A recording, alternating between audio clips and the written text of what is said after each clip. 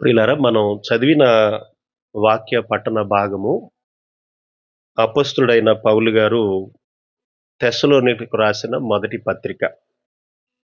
ఈ పత్రిక మనం చదువుతున్నప్పుడు అపొస్తలుల కార్యములు 17వ అధ్యాయానికి 1-9 వచనాల వరకు అది సంబంధమున్న భాగం అన్నమాట.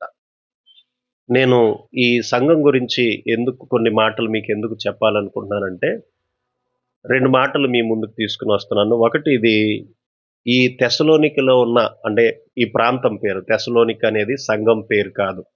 అది ఒక పట్టణం పేరన్నమాట. ఆ పట్టణంలో ఉన్న దేవుని పిల్లలు మనకు అపోస్తల కార్యములు 17వ అధ్యాయంలో రక్షించబడ్డారు వాళ్ళు. అది చరిత్రలో. ప్రస్తుతం పౌలు కొరింథీ అనే ప్రాంతంలో నుండి ఈ తెస్సలోనికలో ఉన్న ఈ ప్రాంతంలో ఉన్న ప్రజలకు తన ఆధ్యాత్మిక, అంటే వారి ఆత్మీయ తండ్రిగా, వారి మేలు కోరుకునే దేవుని యొక్క సేవకుడుగా, నాయకుడుగా వాళ్ళ పరిస్థితినంతటిని తెలుసుకోవడానికి తిమోతిని పంపించారు. అక్కడున్న పరిస్థితులను బట్టి. యవనస్తుడైన తిమోతి అక్కడికి వెళ్ళిన తర్వాత దాదాపుగా ఒక మోస్తరు 100% శుభ సమాచారాన్ని తీసుకొని వచ్చాడు సంఘం గురించి. ఆ సమాచారం తీసుకొని వచ్చిన తర్వాత ఈ పత్రిక అనేది పౌలు గారు రాస్తున్నారు. ఈ పత్రికలో పౌలు ఆ సంఘాన్ని చాలా విషయాల్లో మెచ్చుకున్నాడు. ఇది చాలా కష్టం. ఎందుకు ఆ మాట నేనన్నానంటే, సంఘంలో నవ్వించే వాళ్ళ కంటే దేవుని సేవకుడిని ఏడిపించే వాళ్ళు ఎక్కువుంటారు ప్రియులారా. అనుభవపూర్వకంగా చెప్తున్నాను. అర్థం చేసుకునే వాళ్ళు తక్కువుంటారు. అపార్థం చేసుకునే వాళ్ళు ఎక్కువుంటారు. బతికే వాళ్ళు తక్కువుంటారు. బ్రతికే వాళ్ళని చెడిపేసే వాళ్ళు ఎక్కువుంటారు సంఘంలో. ఏ సంఘం సంపూర్ణమైనది కాదు. అలాగని సంఘాన్ని దేవుడు ప్రేమిస్తున్నాడు, ద్వేషించట్లేదు. మనం కూడా అంతే. ఈ సంఘాన్ని పౌలు చాలా చక్కగా మెచ్చుకుంటూ, మీరు అనేకులకు మాదిరిగా ఉన్నారు అని చెప్తున్నాడు. నేను స్థానిక సంఘానికి నేను చెప్తున్నదేంటంటే, వచ్చిన మనకు కూడా మనం చెప్పుకుంటున్నదేంటంటే, తెస్సలోనికలకు ఈ ప్రాంతంలో ఉన్న సంఘము ఇతరులను మాదిరిగా ఉండటానికి యోగ్యులుగా ఉన్నవారిని మాదిరిగా తీసుకున్న సంఘము, ప్రేరణగా తీసుకున్న సంఘము. అలాగే ఇతరులకు మాదిరిగా ఉండటానికి కూడా యోగ్యమైన సంఘం. దీన్ని ఇలా 2 ముక్కల్లో చెప్తాను. మాదిరిని తీసుకున్న సంఘము, మాదిరిని ఇచ్చిన సంఘము, లేదా మాదిరిగా నిలిచిన సంఘం. చాలా మందిమి మనము, నాకెవరి మాది అవసరం లేదండి, నేను డైరెక్ట్‌గా యేసు ప్రభువుని చూస్తానంటారు. అది సగం మాత్రమే నిజం. నేనెవరికీ మాదిరవ్వాల్సిన అవసరం లేదండి, నా భక్తేదో నాదండి, నా ప్రార్థనేదో నాదండి, నా కానుకేదో నాదండి, నా ఆశీర్వాదం నాది అనుకుంటారు. ఇది కూడా నిజం కాదు.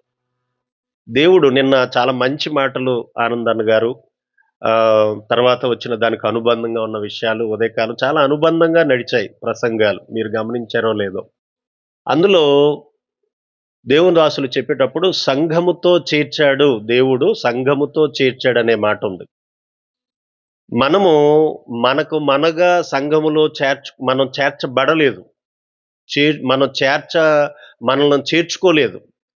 ఐగుప్తు నుండి దాస్యపు శృంఖలాలు, అంటే ఇనుప సంకెళ్ళు, ఐగుప్తు యొక్క ఫరో, ఐగుప్తు యొక్క అధిపతుల యొక్క సంకెళ్ళు దేవుడే కలగజేసుకొని ఎలా తెంచి వారికి విమోచనిచ్చాడో, మన పాపపు సంకెళ్ళు, మన లోకపు బంధకాలు, మన శారీరక ప్రీతి బంధకాలుంటాయి గదా! వింటున్నారా ప్రియులారా? వీటిని మనం తెంచుకునేంత శక్తిమంతులము కాదు. మన కులాన్ని, మన ఆచారాల్ని, మన చుట్టూ ఉన్న వారిని, మన బంధు ప్రీతిని, మనకు అంటిపెట్టుకున్న రకరకాల జిడ్డనేది ఉంటది. చాలా కష్టం దాన్ని మనం జయించటానికి. వాటన్నిటిని జయించే శక్తి దేవుడు మనలో ఆయనే పెట్టి, మన చేతులను ఆయనే పట్టుకొని, మనకెలా ఉంటదంటే ఒక్కొక్కసారి లోతుగాని తలంచుకుంటా ఉండాలి. మన ఇల్లు ఉంది కదా! మన ఆస్తి ఉంది కదా! అటుకు మీద ఏదో దాచాం కదా! మిద్ది మీద అనుకుని భార్యాభర్తలిద్దరు కొంచెం బండమాట మాట్లాడతారు. మొగుడు పెళ్ళాలిద్దరూ కూడా అక్కడ రావటానికి తచ్చాడారు, తడవులాడారని ఉంది కదా! ఏముందక్కడ? సొదొమ గుమర్రాలంటే కొనుక్కున్న ఇల్లుంది. తడవ చేస్తున్నారు. అప్పుడు దేవుడు ఏం చేశాడు? ఆళ్ళ చేతులు ఆయనే పట్టుకొని బయటికి తీసుకొచ్చాడు. చరిత్ర గుర్తుంది కదా ప్రియులారా! మనం కూడా అంతే. నేను ప్రభువులోకొచ్చేటప్పుడు మనకి ఫ్రెండ్‌షిప్ ఎక్కువగా ఉంటది కదా! కొంచెం ఫ్రెండ్‌షిప్ లోకంలో ఫ్రెండ్‌షిప్ అందరికి ఉంటది. ఫ్రెండ్‌షిప్ చాలా కొంతమందికి డీప్‌గా ఉంటది. ఏదైనా ఫ్రెండ్‌షిప్ చాలా విలువైందే గాని మంచో, చెడ్డో అనేది వాక్యానుసారంగా ఫ్రెండ్‌షిప్ చేస్తా ఉండాలి. నేను ప్రభువులోకి రావటానికి, ఆ ఫ్రెండ్‌షిప్‌ని వదిలి రావటానికి నాకు చాలా కష్టమయ్యేది. ఎందుకంటే వాళ్ళేమో "ఒరేయ్! నువ్వు నా జతుండవేంట్రా? మాతో పాటు సినిమాకి రావేంట్రా? మాతో పాటు అలా సరదాగా తిరుగుతాకి రావేంట్రా?" అంటే ఫ్రెండ్‌షిప్ దూరం అవుతున్నప్పుడు ఏదో ఒక బాధ మనలో, బంధువులు నువ్వెళ్ళిపోతే నీవు మీ ఇంటికి రావు, నువ్వు మా ఇంటికి రావు, బంధుత్వం ఎక్కడితోటో పోయింది, చేతులు కడిగేసుకోమంటావా? మీ ఇంటికి రావద్దంటావా? చెయ్యి కడగొద్దంటావా? మా ఇంటికాడ చెయ్యి కడగవా? అని ఇలా మాట్లాడుతుంటే మనకెలా ఉంటదంటే నరాలు కాస్త బలహీన పడిపోయి, కాళ్ళు, చేతులు వణుకొచ్చేసి ఎంతమందిని దూరం జేసుకోవాలి యేసుప్రభుని నమ్ముకున్నందుకు అని మనలో ఒక బలహీనత ఏర్పడి తెంచుకోవడానికి చాలా కష్టపడతా ఉంటాం. వాళ్ళు ద్వేషించి కాదు. ప్రభువుని వెంబడించడానికి లోకం మన మీద మానసిక దాడులు చేస్తా ఉంటది ప్రియులారా. ప్రభువుతో మనం అంటుకట్టబడ్డానికి, ప్రభు కొరకు బ్రతకడానికి మన మీద దాడులు, మానసిక దాడి చాలా తీవ్రంగా ఉంటది. అలాంటి పరిస్థితుల్లో మనం చాలా కష్టపడిపోతూ వదలలేకుంటున్నప్పుడు, దేవుని కృప బలవంతం జేసి, దేవుని ప్రేమ మనల్ని బాగా ఆకర్షించి, "రారా బయటికి, తర్వాత జరిగే నాశనం నీకేం తెలుసు? అక్కడ ఉంటే నీకొచ్చే నాశనం చాలా భయంకరంగా ఉంటదని" చెప్పి, చేతులు పట్టుకొని ఆయనే బయటికి తీసుకొస్తాడనమాట. లోతు గారిని సొదొమ, గొమొర్రా నుంచి బయట పెట్టినట్లుగా. సరే ఇప్పుడు మనం ఈ తెస్సలోనిక ఉన్న ప్రాంతంలో పౌలు గారు ఎంత చక్కగా మెచ్చుకొని మాట్లాడుతున్నాడు అనంటే, దీనికి 2 యోగ్యతలున్నాయి ఈ సంఘానికి. స్థానిక సంఘంగా మీరు కూడిన మేము ఈ మాటలు తీసుకుందాం. దీనికి 2 యోగ్యతలున్నాయి ఈ సంఘానికి. స్థానిక సంఘంగా మీరు, కలిసిన మేము ఈ మాటలు తీసుకుందాం. తిరిగి చెప్పాను ఆ మాటలు. ఏంటి ఆ యోగ్యతలు అనే మాటలు నేను చెప్తాను మీకు. మొదటిది, ఇది ఇతరులను మాదిరిగా తీసుకుంది. ఎవరిని మాదిరిగా సంఘం తీసుకుందో చెప్పబడింది. రెండోది, మాదిరి తీసుకున్నాము ఈ సంఘం ఇతరులకు మాదిరిగా నిలిచిపోయింది. కొంత గాల్పు దెబ్బ ఎక్కువైపోయింది చాలా మందికి తల్లులారా. ఇది ఇప్పుడు యూట్యూబ్‌లోకి ఎళ్తది. గాల్పు వినపడద్దక్కడ. అది నా భయం. కొంచెం మనసు పెట్టి వినండి. రోజు ఉండే ఉడికే. అమ్మా ఏం పర్వాలేదు. మీరు పక్క వాళ్ళు డిస్టర్బ్, ఎందుకంటే చాలా మంది చేతులు ఇలాగ అంటనే ఉన్నాయి. సంటిబిడ్డ ఉంటే ఎసరన ఉండాలి పోలేండి. విందాం కొంచెం. నేను 2 మాటలు మీకు గుర్తుండిపోయే మాటలు చెప్తున్నాను. ఇది మాదిరి తీసుకున్న సంఘం, మాదిరిగా ఇతరులకు మాదిరిగా నిలిచిన సంఘం. ఏ సంఘం ఇది? ఏ ప్రాంతంలో సంఘం? మనం ఏ పత్రిక చదివాం? తెస్సలోనిక పత్రిక. మంచిది. ఆ సంఘం అన్నమాట. ఎలాంటి మాదిరి ఇది ఇస్తుందనంటే, మొట్టమొదటిగా ఇందులో 6 వచన భాగాన్ని నేను చదువుతున్నాను చూడండి ప్రియులారా. చాలా ఆశ్చర్యకరమైన విషయం.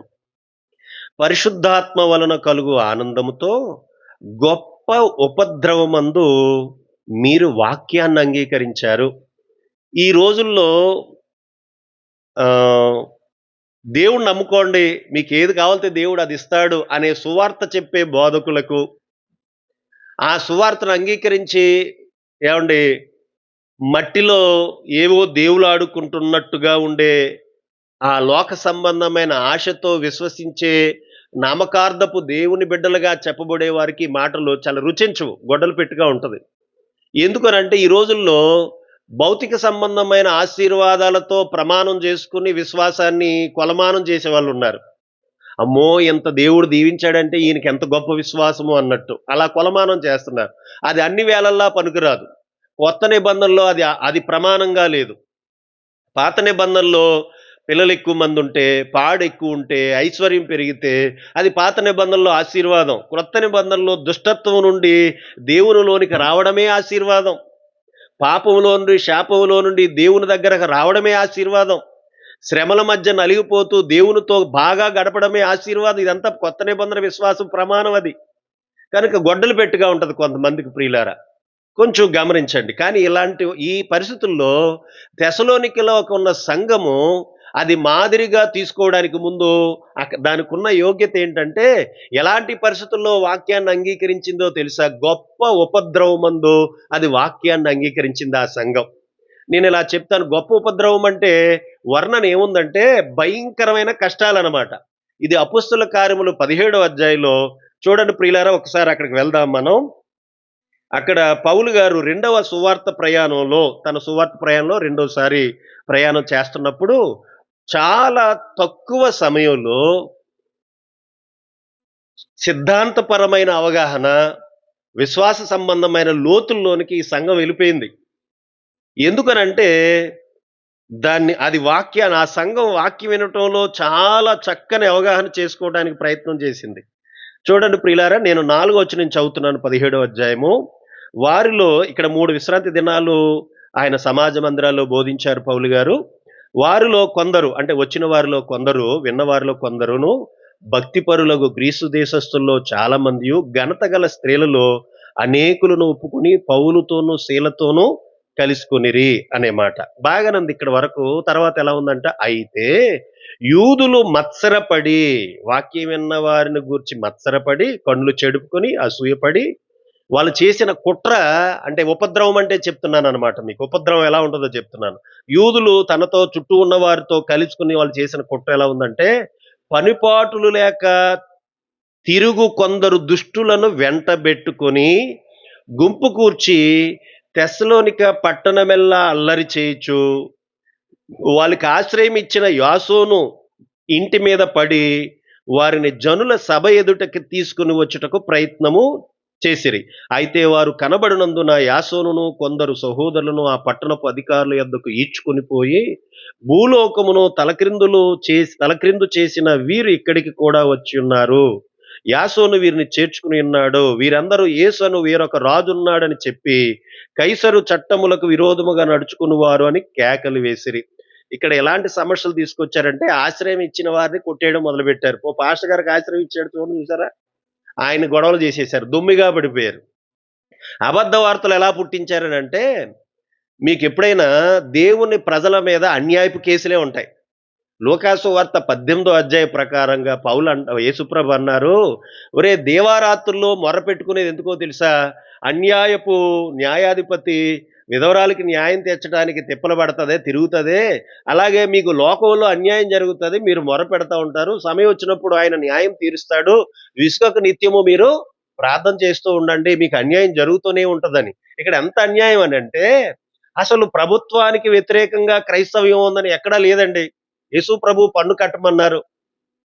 మత్తయి సువార్త 17వ అధ్యాయంలో మీరు బాబు పన్ను కట్టండి అన్నారు. మళ్ళీ అదే మనకి 20వ అధ్యాయంలోకి వెళ్తే కైసరుకి ఇవ్వండి, ప్రభుత్వానికి ఇవ్వండి, దేవునికి ఇవ్వండి అని చెప్పాడు. ప్రభుత్వంలో ఎక్కడా లేదు. అదే లూకా సువార్తలో ఈడు ప్రజలు తిరగబాటు చేస్తున్నాడని అన్యాయం కేసు పెట్టారు ఆయన మీద. ఈడు దేవాలయానికి వ్యతిరేకంగా మాట్లాడుతున్నాడు అని పెట్టారు. మరలా రాజుకి వ్యతిరేకంగా నేను రాజునని చెప్పుకుంటున్నాడని చెప్పి వ్యతిరేకమైన కేసులు పెట్టి అన్యాయం జరుగుతుంది ప్రియులారా.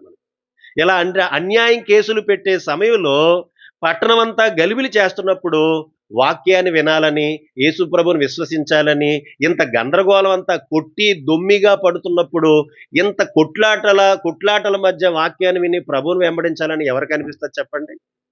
అలాంటి సమయంలో తెస్సలోనిక ఉన్న ప్రాంత ప్రజలు ఏం చేశారో తెలుసా?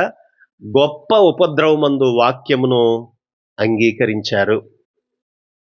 మన ఇంట్లో సమస్య, మన ఈదులో సమస్య, మన ఒంట్లో సమస్య, మన ఆర్థిక సమస్యల మధ్య వాక్యాన్ని వినడం అంటే అది ఎలా ఉంటుందో తెలుసా? చాలా కష్టంగా ఉంటుంది ప్రియులారా.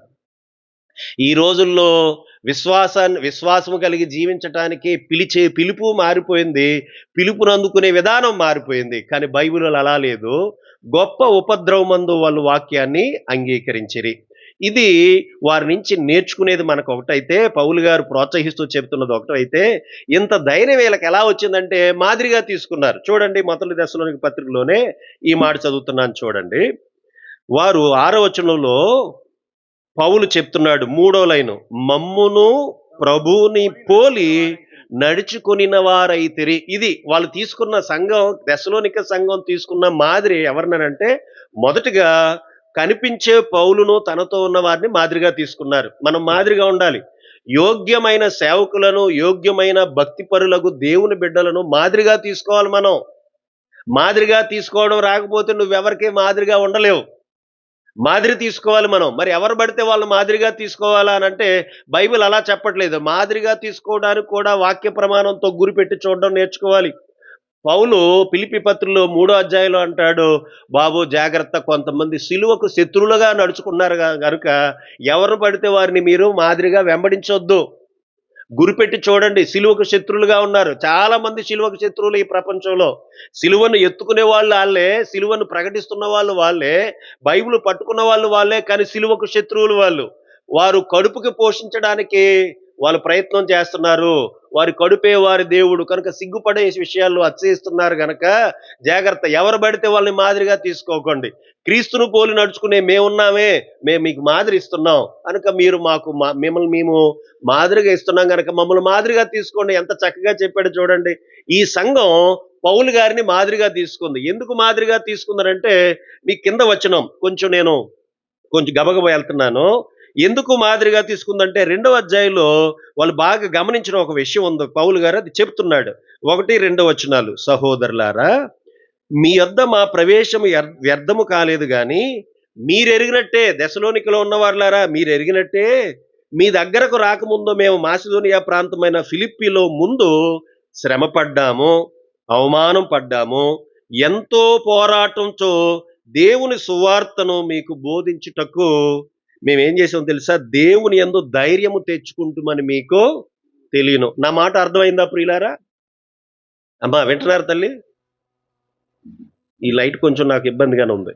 అమ్మా వినండి. ఈ మాటలో ఉన్న విషయం ఏంటంటే, ఉద్దేశం ఏంటంటే, తెసలోనికలో ఉన్నవారు పౌలు గారిని మాదిరిగా తీసుకోవడానికి కారణం ఏంటంటే, ఉపద్రవంలో వాళ్ళు వాక్యాన్ని అంగీకరించడానికి కారణం ఏంటంటే, వాళ్ళకు వాక్యాన్ని అందించిన సేవకుడు వాళ్ళ ప్రాంతానికి రావటానికి ముందు ఫిలిప్పి ప్రాంతాన్ని దాటొచ్చాడు. ఫిలిప్పి ప్రాంతంలో ఎలాంటి భయంకరమైన పరిస్థితులు ఉన్నాయో తెలుసా? అన్యాయం కేసు పెట్టారు. ఈ శరీరం మీద చొక్కాలు తీసేసి లెక్కలేనన్ని దెబ్బలు కొట్టేశారు. కాళ్ళు చేతులకు సంకెళ్ళు బొండలు బిగించేసి భయంకరంగా హింసించారు. లోపటి చెరసాల్లో వేసేశారు. అక్కడంత పరిస్థితులు అనుభవించి మళ్ళా అక్కడి నుంచి ఈ తెసలోనిక ప్రాంతానికి వచ్చిన తర్వాత మీరు 16వ అధ్యాయం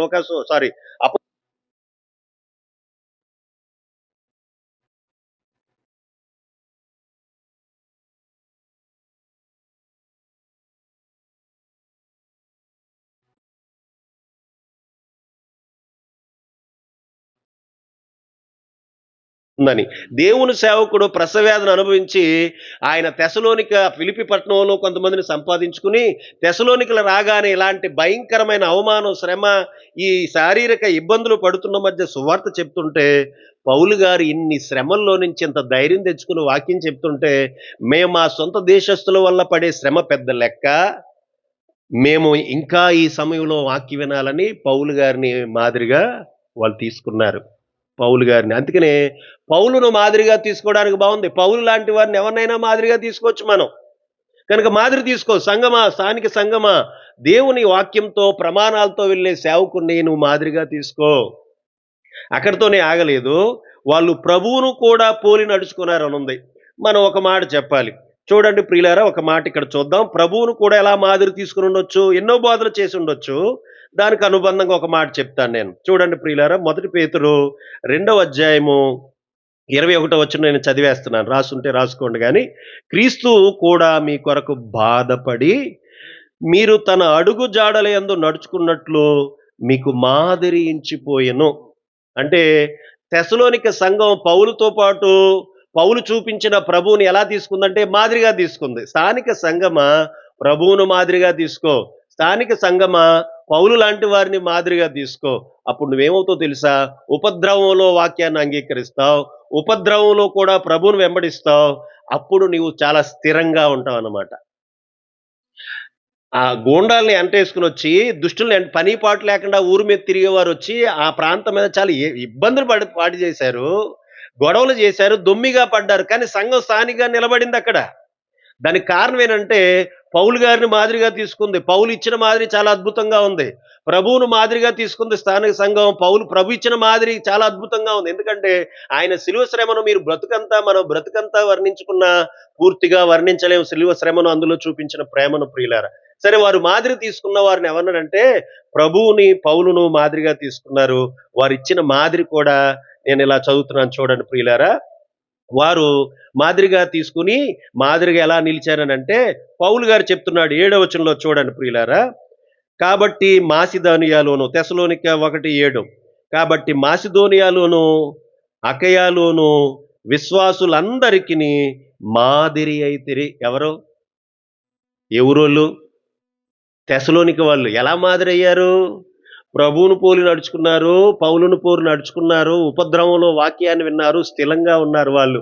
మనం రాత్రి విశ్వాసులు అంచెలంచెలుగా మనం పైకి మాట్లాడుకున్నాం చూసారా, దేవుని దోసల ద్వారా విన్నాం కదా. మీరు చూడండి, కొంతమంది ప్రశ్నలు చాలా విచిత్రంగా ఉంటాయి. చాలా ఆశ్చర్యంగా ఉంటాయి. విచారంగా కూడా ఉంటాయి. వీళ్ళు చూస్తుంటే ఎంత మాదిరిగా ఉందంటే, సిలువ శ్రమలను బాగా అర్థం చేసుకున్నారు. పౌలు శ్రమలను బాగా అర్థం చేసుకున్నారు.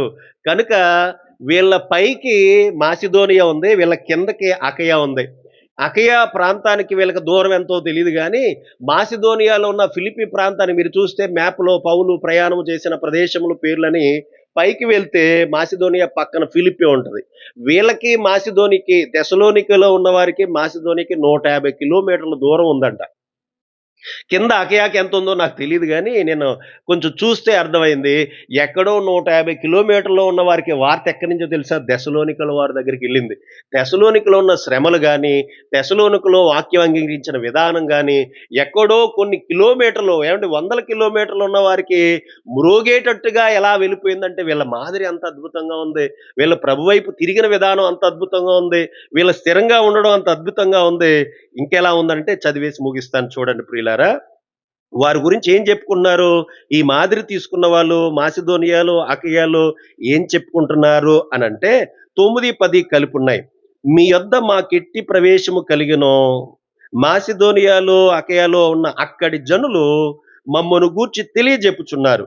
మరియు మీరు విగ్రహములను విడిచిపెట్టి జీవము కలిగిన వాడును, ఈళ్ళెలా మాదిరయ్యారో చెప్తున్నారన్నమాట. జీవము గలవాడును, సత్యవంతుడగు దేవునికి దాసులగుటకును, దేవుడు మృతుల్లో నుండి లేపిన యేసు అనగా రాబో ఉగ్రత నుండి మనల్ని తప్పించుచున్న ఆయన కుమారుడైన యేసు పరలోకము నుండి వచ్చినని ఎదురు చూచుటకును మీరెలాగు దేవుని వైపు తిరిగితిరో ఆ సంగతి వారే తెలియచెప్పుతున్నారు. నేను ఇక్కడ 3 మాటలు మీకు చెప్పాలి. వాళ్ళలో విశ్వాసం ప్రభువుపై ఉంది.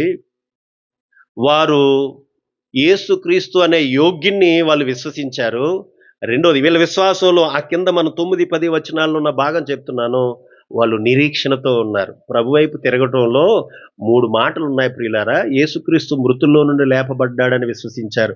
మీ విశ్వాస ప్రమాణం ఏముందో మరి?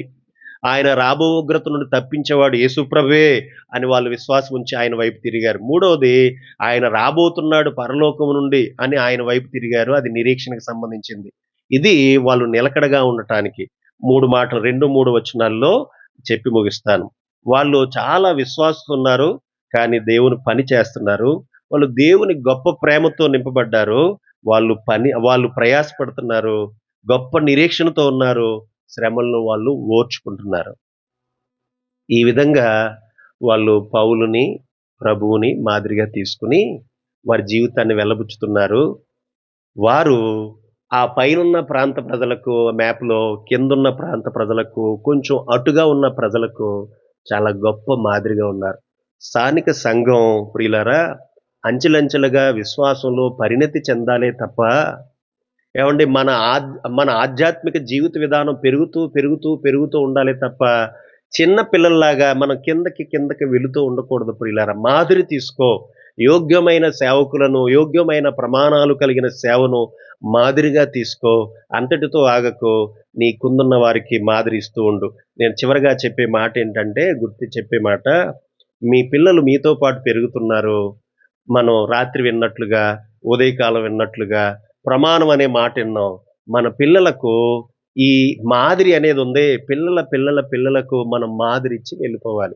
నేను కొంచెం జస్ట్ ఏమనుకోకండి. సమయానికి మందిరానికొస్తారా? మాదిరేనా అది? సమయానికి మందిరానికొస్తారా? అది మాదిరిగా ఉండాలి నీ పిల్లలకు. మరి ప్రార్థనా కూటాల్లో స్థిరంగా ఉంటారా? అప్పుడప్పుడు వస్తారా? మరి అది కూడా మాదిరే కదా! ప్రార్థనలో ఉంటారా సంఘంలో అందరితో కలిసి? ఏమో! మరి నీకే తెలియాలి, ఎవరికైనా సరే. మాదిరిగా ఉందా?